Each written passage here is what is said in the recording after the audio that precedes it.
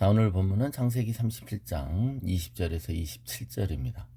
자, 그를 죽여 한 구덩이에 던지고 우리가 말하기를 악한 짐승이 그를 잡아먹었다 하자. 그의 꿈이 어떻게 되는지를 우리가 볼 것이니라 하는지라. 르벤이 듣고 요셉을 그들의 손에서 구원하려 하여 이르되 우리가 그의 생명은 해치지 말자. 르벤이 또 그들에게 이르되 피를 흘리지 말라. 그를 광야 그 구덩이에 던지고 손을 그에게 대지 말라 하니, 이는 그가 요셉을 그들의 손에서 구출하여 그의 아버지에게로 돌려보내려 함이었더라. 요셉이 형들에게 이르매 그의 형들이 요셉의 옷 그가 입은 채색 옷을 벗기고 그를 잡아 구덩이에 던지니 그 구덩이는 빈 것이라. 그 속에 물이 없었더라. 그들이 앉아 음식을 먹다가 눈을 들어본즉 한 무리의 이스마엘 사람들이 길르앗에서 오는데 그 낙타들의 향품과 유황과 몰약을 싣고 애굽으로 내려가는지라. 유다가 자기 형제에게 이르되 우리가 우리 동생을 죽이고 그의 피를 덮어둔들 무엇이 유익할까? 자, 그를 이스마엘 사람들에게 팔고 그에게 우리 손을 대지 말자. 그는 우리의 동생이요 우리의 혈육이니라 하매 그의 형제들이 청종하였더라. 네. 아버지의 편애를 받고 미성숙하게 자란 요셉은 아버지의 분부대로 형들을 찾아 나섭니다. 도단에 있는 형들에게 도달했을 때 형들은 멀리서 오는 채색 옷을 입은 요셉을 발견하게 되죠. 그리고 그동안 그들의 한이었던, 그들의 마음의 상처였던 분노를 구체적으로 실현하기 위해 모의를 합니다. 미운 털이 박힌 요셉을 죽여서 구덩이에 매장하면 아무도 모른다는 거죠. 20절에 보면 그를 죽여 한 구덩이에 던지고 그리고는 짐승이 그를 잡아먹었다 하자 하는 겁니다. 그들이 이런 모의를 하게 된 구체적인 트리거는 요셉의 꿈이었다는 걸 알 수 있어요. 20절에 보면 그의 꿈이 어떻게 되는지 우리가 볼 것이니라 했잖아요. 형들이 자기에게 절하게 될 거고 아버지 엄마도 절하게 될 거라는 그 누구나 다 해석할 수 있는 그 꿈 때문에 형들은 네 꿈대로 실제로 되나 보자 하는 이 분노로 지금 이 행동을 하는 겁니다. 그러자 맏형인 르벤이 요셉의 편을 들면서 직접 죽이지는 말자고 합니다. 자, 이 형들의 모의에 르벤이 이제 동참하고 있었는데 이 르벤의 의도는 무엇일까요? 그저 우리 막내 녀석 혼쭐 되게 심하게 내보고 내준 다음에 돌려보내자 하는 것이었든지, 아니면 직접 죽이는 대신, 그죠? 피를 흘리게 하는 것 대신 광야에 있는 구덩이에 던져서 굶어 죽게 하자는 제안이었든지, 그죠? 그런데 오늘 본문에 보면 요셉을 살리려고 했다라는 겁니다. 요셉을 나중에 후의 기회를 보기 위해서 요셉을 당장 죽이는 것을 미루는 식으로 제안을 했다는 것이죠. 왜 르벤은 요셉을 살리려고 했을까요? 맏형이니까 아무래도 성숙해서 그랬을까요?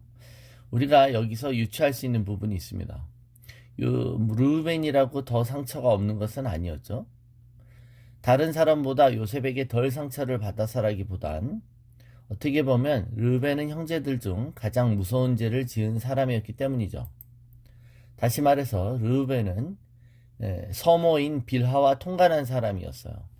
아버지의 첩과 동침한 죄를 아버지에게 갚을 수 있는 길은 어떻게 보면 그가 사랑하는 요셉을 살려보내는 것이라고 생각했을 수도 있죠.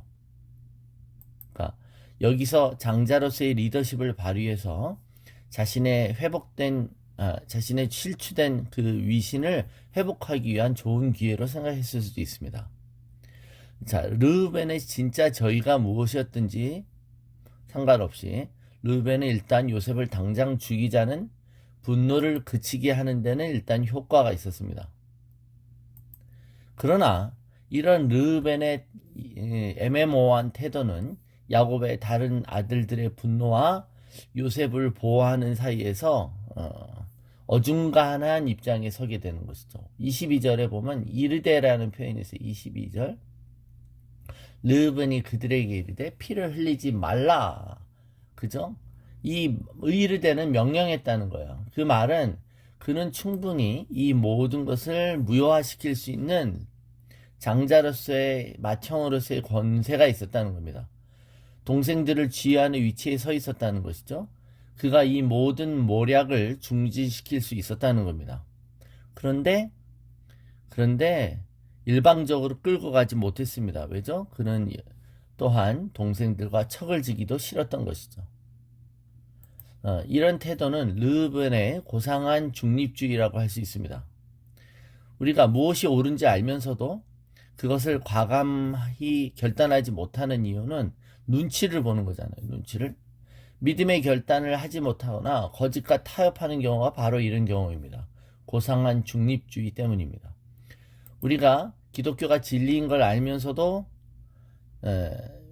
이 세상 사람들 가운데 자신이 기독교인인 걸 밝히 드러내거나 이것을 두둔하지 못하거나 또는 이 어떤 부분이 우리가 성령님의 다이나마큰 역사가 하나님의 뜻인 걸 알면서도 워낙 이 고리타분하고 이 건조한 이 분위기 때문에 자기가 거기에 동조하지 않는 듯한 그런 애매모호한 중립주의로 가는 경우도 있는 거죠. 적당하게 살자는 겁니다. 광신자가 되지 말라는 것이죠. 좋은 게 좋은가라는 식으로 무엇이 옳은지 알면서도 애매모호한 태도를 비치는 겁니다. 이런 모습들은 많이 보여요. 사도행전 26장 28절에 아그리빠가 바울더러 이르되 네가 적은 말로 나를 권하여 그리스도인이 되게 하려 하는도다. 근데 이 표현은 원래 본문을 보면 이게 이랬어요. 이거 영어 표현에도 you almost persuade me입니다. 네가 거의 나를 설득했다는 것이죠. to become a Christian. 그러니까 네가 말로 거의 나를 전도해서 다 믿게 했다는 거예요. 그러면 거의 믿도록 설득했다면 믿으면 되죠. 그러나 믿고 싶다. 그러나 믿지 않기로 주님을 선택한다는 겁니다. 그죠? 이게 아그리빠 왕이 하는 거예요. 이거 내가 기독교인이 되면 잃어버릴 것들이 두려운 것이죠. 마태복음 27장 23절 24절에도 빌라도가 이르되 어찌 미냐 무슨 악한 일을 하였느냐 그들이 더욱 소리질러 이르되 십자가에 못 박혀야 하겠나이다 하는지라. 빌라도가 아무 성과도 없이 도리어 밀란이 나려는 것을 보고 물을 가져다가 무리 앞에서 손을 씻으며 이르되 이 사람의 피에 대하여 나는 무죄하니 너희가 당하라. 빌라도는 예수가 무죄인 것을 확신하면서도 예수를 그냥 풀어줬을 때 밀란이 일어날 것을 두려워합니다. 그러니까 예수를 무죄 방면하지 못했던 것이죠. 무죄인 걸 알지만 놓아주지는 못하겠고 그러면서 어중간하게 나는 이 사람의 피에 대해서는 무죄하다라고 자기는 깨끗한 척하는 것이죠. 그렇지만 어떡합니까 여러분? 우린 늘 사도신경으로 빌라도에게 고난을 받으셨다고 빌라도가 이 모든 것의 원흉인 것처럼 고백하잖아요. 자, 형제들은 먼저 야곱의 그 지긋지긋하고 꼴보기 싫은 채색옷부터 벗깁니다. 23절입니다. 아버지가 준 편애의 상징부터 그에게서 빼앗는 것입니다. 그 입고 있는 그 옷을 한시도 못 참는 거예요. 그래서 옷부터 벗겨버립니다. 그리고 25절입니다. 자, 구덩이에 요셉을 던져놓고 태연하게 음식을 먹습니다. 동생이 죽어가고 있는데 음식이 목구멍으로 넘어갈까요? 살려달라고 울고 있는데 말입니다. 인간이 잔인하면 그래요. 인간이 분노로 가득하면 잔인함에 대한 자기 기준도 약해지는 것이죠. 금식하고 있는 세월호 유가족들 옆에서 피자를 배불리 먹고 그들을 조롱하는 사람들처럼 그때 길르앗에서 애굽으로 가는 상인들을 만나게 됩니다. 그러자 유다는 하나의 묘안을 제시하죠. 그냥 동생 죽이면 우리가 얻는 게 없다. 근데 보니까 동생을 팔아버리면 여기서 우리의 재물적인 어떤 이익이 있지 않냐 이겁니다. 우리 손으로 직접 죽일 필요도 없고 그냥 노예로 팔면 되겠다고 또 다른 대안을 제시하는 거죠. 자, 노예로 팔면 요셉도 없어지고 돈도 챙기니 일거양득 아닌가라는 겁니다. 그러면서 거기에 한 가지 뭐라고 말해요? 죽이지 말고 팔아야 되는 이유를 유다가 이렇게 말합니다. 27절에 우리의 동생이고 혈육이지 않냐 이겁니다. 참 되게 인정이 많죠? 정말 많이 생각해져서 은 20의 노예로 팔아버립니다. 정말 동생이고 혈육이라고 생각하면 이런 짓을 하면 안 되는 것이죠. 자, 팔고 난 후에 자리를 비웠던 르벤이 돌아옵니다. 그러자 요셉이 팔려 나간 것을 알고 망연자실합니다. 근데 이미 때가 늦은 상태예요. 그는 탄식합니다.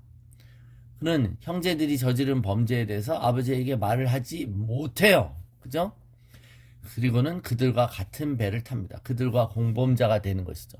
그러니까 근원적으로는 이 르벤의 이 고상한 중립주의, 만일 자신이 정말 잘못했던 걸 안다면 돌아와서도 아버지에게 이 동생들이 팔아버렸다. 요셉을 동생들이 팔아버렸는데 우리 빨리 요셉을 수소문해서 찾으십시다. 또는 찾으러 우리가 가겠습니다. 이래야 되지 않습니까? 그런데 르우벤은 그렇지 않는다는 겁니다.